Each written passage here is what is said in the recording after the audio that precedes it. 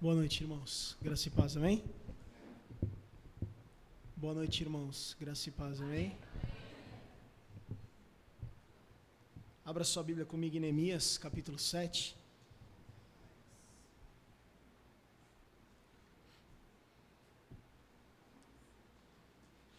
Queria fazer uma confissão para você. Neemias, capítulo 7 é muito chato.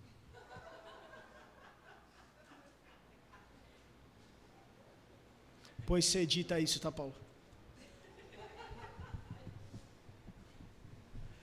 Irmãos, nós temos acompanhado então a história de Neemias e desse homem que decide então, no seu coração, se importar com o povo e reconstruir uma cidade.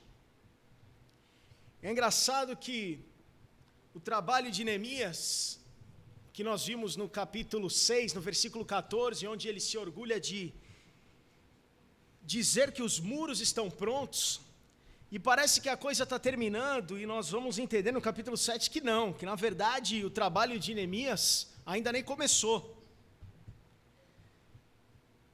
Agora, depois de os muros prontos, Neemias tem uma outra função, Neemias tem um outro objetivo, Neemias precisa fazer algo. Tudo aquilo que foi construído agora precisa se manter inabalável. Tudo aquilo que foi construído fisicamente precisa se consolidar. A conquista feita por Neemias e todos os seus trabalhadores agora precisa se manter. Nós vimos no capítulo 6 que mesmo quando o muro estava completo, a luta de Neemias não tinha acabado. A coisa continuava, Tobias, Sanbalate continuavam tentando afligir Neemias. No capítulo 7, nós não vemos mais Tobias, Sanbalate, mas nós vamos ver Neemias tentando fazer uma outra parte da reconstrução daquilo que Deus deu na mão de Neemias para que ele pudesse estar fazendo em Jerusalém. O versículo 1 de Neemias 7 diz assim: depois que o muro foi reconstruído e que eu coloquei as portas no lugar, foram nomeados os porteiros, os cantores e os levitas. Versículo 1 já diz, agora as portas também estão no lugar. E agora que as portas estão no lugar, eu preciso começar a organizar algumas coisas. E a primeira coisa é que Neemias diz, eu nomeei porteiros, cantores, levitas. A restauração de Jerusalém precisava ser feita em dois níveis. O primeiro era o físico, e foi o que fica completo nesse capítulo 7. E a segunda coisa é uma restauração espiritual. Do que trata então, Leandro, o capítulo 7 de Neemias? O capítulo 7 de Neemias trata do estabelecimento da comunidade em Jerusalém. Neemias tentando fazer com que aquelas pessoas que trabalharam com ele e outras pessoas que fizeram em algum momento, faziam parte daquele povo e moraram em algum momento em Jerusalém, pudessem se estabelecer naquele lugar como uma comunidade. E se nós então pensarmos durante todo o capítulo 7, são 73 versículos, e a partir do versículo 5 até o 69, nós vemos nomes de muitas pessoas, nós vemos números, coisas chatas. E toda essa informação, irmãos, pode ser resumida para nós numa rápida história. Essas pessoas foram pessoas que foram exiladas. Após a morte do rei Salomão, Israel então se divide em dois reinos. O reino de Judá ao sul, com a capital em Jerusalém, e um outro reino ao norte. Os motivos dessa divisão estão relacionados, então, irmãos, porque Salomão tinha uma preferenciazinha por Judá. Salomão dava uma tendenciada a Jerusalém, porque era o lugar que ele estava. E existiam muitas reclamações lá do reino do norte, das pessoas que estavam ao norte. E durante todo o reinado de Salomão, não só haviam reclamações, mas existiram protestos. Existiram muitas movimentações para que isso fosse mudado. Quando Salomão morre, e Roboão, que é o seu descendente natural, assume, ele é bem recebido em Jerusalém, ele é bem recebido em Judá. Mas o reino do norte torce o nariz para Roboão. E Roboão tenta então ganhar o reino do norte da pior maneira possível, irmãos. Ele tenta ganhar na força. E ele tenta dizer, vocês foram conquistados por Salomão. Então vocês devem submissão para mim. E quando isso acontece, acontece uma revolução. E é uma divisão nesse momento, porque o reino do norte então decide quebrar qualquer vínculo com Roboão. E agora eles não querem mais seguir Roboão, eles não querem ter nenhum vínculo com Roboão. E a partir desse momento então existe o reino do sul, Judá, e o reino do norte, Israel. Lá em 722 a.C., algumas conquistas começavam a acontecer. Isso é história. Se você gosta de história, você pode se aprofundar um pouco mais nisso. Eu estou sendo bem superficial. Israel, o reino do norte, então, é absorvido pelo Império Assírio. Isso está em 2 Reis 17. Um pouquinho mais tarde, próximo mais da vinda de Jesus, em 587 a.C., Judá sofre a mesma coisa que sofreu Israel. Só que agora não é mais o Império Assírio que está dominando aquela região, mas é o Império Babilônico. Então Judá é levado para o exílio lá na Babilônia. Em particular, os líderes e a classe governante é levada. O templo de Jerusalém é arrasado, os bens no templo, as coisas que eram caras, de valor, foram levadas e roubadas. E até mesmo o rei foi disposto, isso está em 2 Reis 25, versículo 7. E naquele momento a monarquia naquela região acabou, deixou de existir. Um pouquinho mais próximo de Jesus, em 538 a.C., um outro império, agora o Império Persa, encabeçado por Ciro, torna-se então a principal potência mundial durante aproximadamente 2 séculos que se seguiram esses fatos.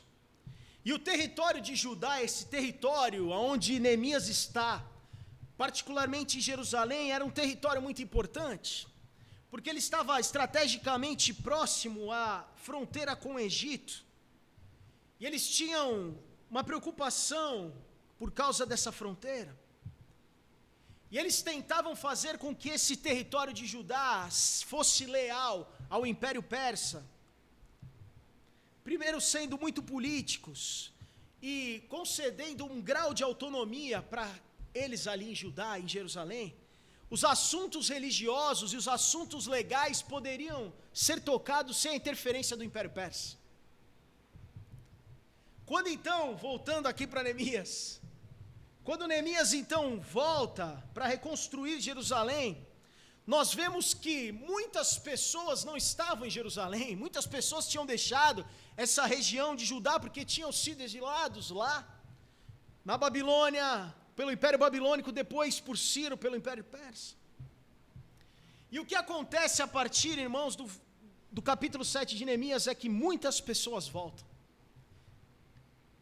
Neemias começa a listar quase 40 mil pessoas voltando para esse território de Judá.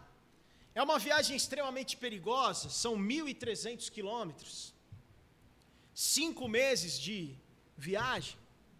Mas esse retorno desse povo, irmão, significava que a manutenção da fé judaica, significava a crença no Deus vivo, e essa crença no Deus vivo é um princípio que governa até hoje. Nós estamos aqui por causa disso. Para que Neemias pudesse receber, irmãos, esses exilados, todo esse povo, e estruturar a vida desse pessoal em comunidade, era preciso tomar algumas ações. E nós vamos falar rapidamente sobre essas ações nessa noite.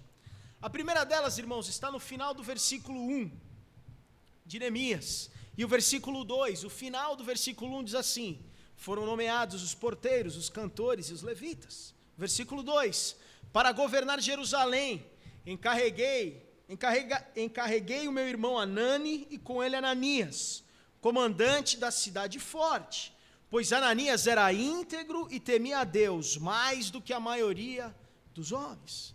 Neemias então começa a definir alguns papéis, algumas responsabilidades. Ele precisava organizar Jerusalém para receber todo esse povo.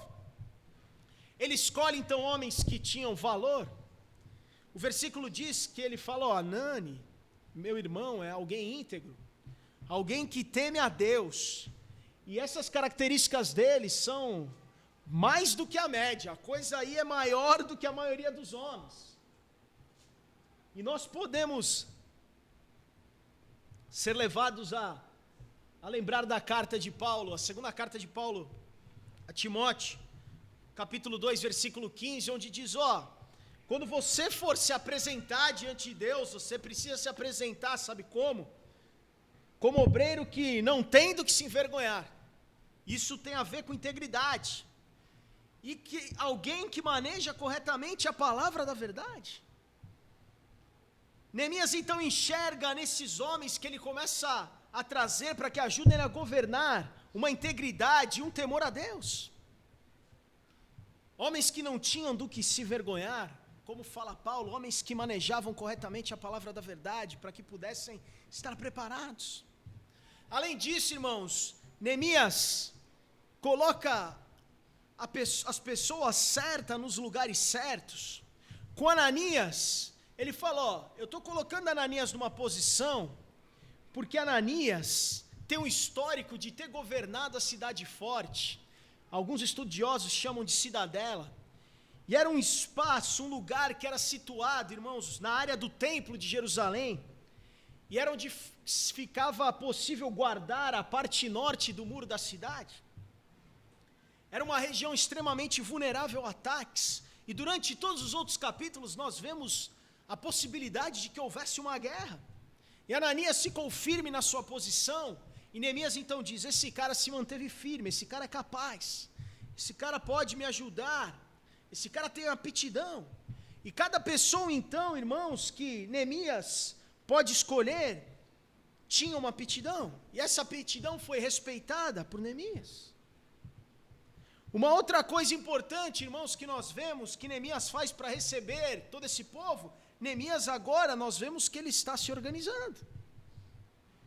Está fazendo tudo como diz Paulo em Coríntios, ó, com decência e ordem. Nada pode ser feito de qualquer maneira, irmãos, até porque existe decência e ordem. Isso normalmente é uma índole sua, pessoal, mas acima de tudo nós fazemos, o que fazemos, fazemos para Deus, irmãos. E quando fazemos para Deus, nós temos que fazer da melhor maneira possível. Quando não é o melhor, irmãos, então tem alguma coisa errada. Quando aquilo que você faz não arde no teu coração, irmãos, tem alguma coisa errada. Eu confesso para os irmãos que hoje eu estava à tarde lá, lendo sobre tudo isso aqui, com todas as minhas limitações, e eu fiquei feliz, irmãos, porque eu estava lendo sobre essas coisas, preparando isso aqui para poder compartilhar com vocês. Isso foi uma bênção na minha vida. Eu falei: caramba, estou fazendo isso para Deus, eu estou fazendo para Deus e eu preciso então fazer o meu melhor. Neemias está organizando então, irmãos, e nós também estamos nos organizando. Se você acha ou você já ouviu dizer que a gente não tem pastor aqui, a partir de agosto nós vamos ter 3. Vai ter pastor para todo gosto.